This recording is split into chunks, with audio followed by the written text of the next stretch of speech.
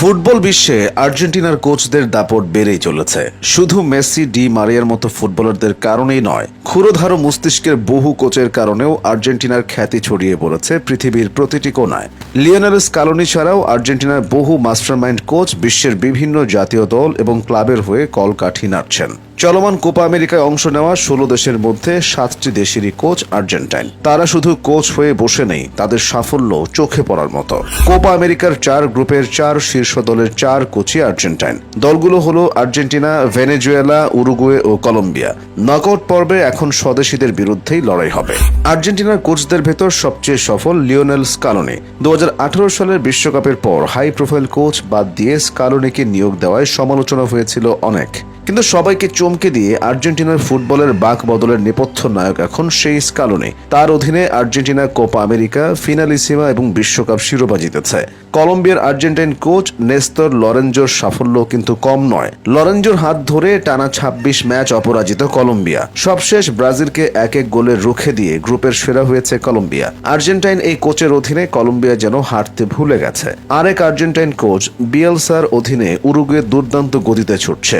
বিয়েলসাকে বলা হয় কোচদের কোচ, তার ছোঁয়ায় বদলে গেছে উরুগুয়ে। বিয়েলসার অধীনে এখন পর্যন্ত উরুগুয়ে 15টি ম্যাচ খেলে মাত্র 2টি হেরেছে। কেউ চিন্তাও করেনি ভেনেজুয়েলার মতো দল গ্রুপ চ্যাম্পিয়ন হবে, অথচ ফার্নান্দো বাতিস্তার ভেনেজুয়েলা সে অসম্ভবকে সম্ভব করে দেখিয়েছে। এই আর্জেন্টাইন কোচ ভেনেজুয়েলার ফুটবলে নতুন প্রাণ সঞ্চার করেছেন, দলটিকে অপ্রত্যাশিত উচ্চতায় নিয়ে গেছেন। এছাড়া বলিভিয়ার কোচ গুস্তাভ কস্তাস, চিলির এদুয়ার্দো বেরিজো, প্যারাগুয়ের গিলেরমো বারোস সেলোত্তারাও আর্জেন্টিনার আলো বাতাসে বড় হয়েছেন। শুধু লাতিন দেশগুলোই নয়, বিশ্বের অন্যান্য অঞ্চলেও আর্জেন্টাইন কোচদের গুরুত্ব দিয়ে দেখা হয়। আর্জেন্টিনার ফুটবলের নান্দনিকতা এবং কোচদের পেশাদার মনোভাবই তাদের প্রতি অন্য দেশগুলোকে আগ্রহী করে তুলেছে। বর্তমানে 126টি দেশের পেশাদার লিগে 63 জন আর্জেন্টাইন কোচ কাজ করছেন। এমনকি বাংলাদেশেও আন্দ্রেস ক্রুজিয়ানির মতো আর্জেন্টাইন কোচ কাজ করে গেছেন। গত 20 বছরের মধ্যে দক্ষিণ এশিয়ায় একমাত্র বাংলাদেশ জাতীয় দলেই আর্জেন্টাইন কোচ ছিল। একটি প্রতিবেদনে দেখা গেছে বিশ্বব্যাপী 500-র বেশি আর্জেন্টাইন খেলোয়াড়, কোচ,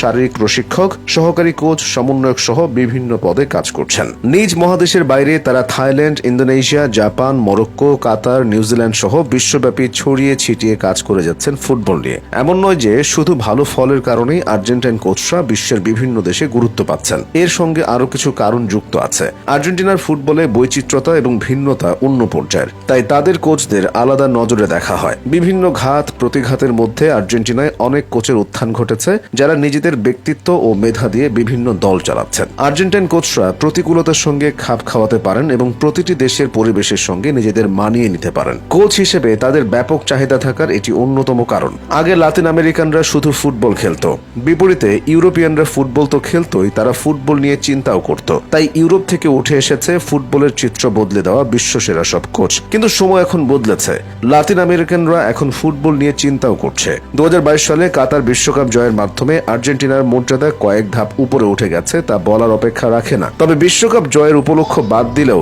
বিশ্বব্যাপী কোচ সরবরাহে আর্জেন্টিনা বেশ আগে থেকেই সেরাদের কাতারে ছিল। কখনো ফুটবল তারকা, আবার কখনো ফুটবল কোচদের মাধ্যমে বিশ্ব ফুটবলে আর্জেন্টিনার উপস্থিতি সবসময় চোখে পড়ার মতোই ছিল। তাছাড়া স্কালোনির সাফল্য বাকিদের মঞ্চটাকে অনেক বড় করে দিয়েছে। ফুটবল বিশ্লেষকরা মনে করেন আগামীতে আর্জেন্টাইন কোচদের চাহিদা আরো বাড়বে। বাড়তে বাড়তে কোথায় গিয়ে দাঁড়ায় সেটি এখন দেখার বিষয়।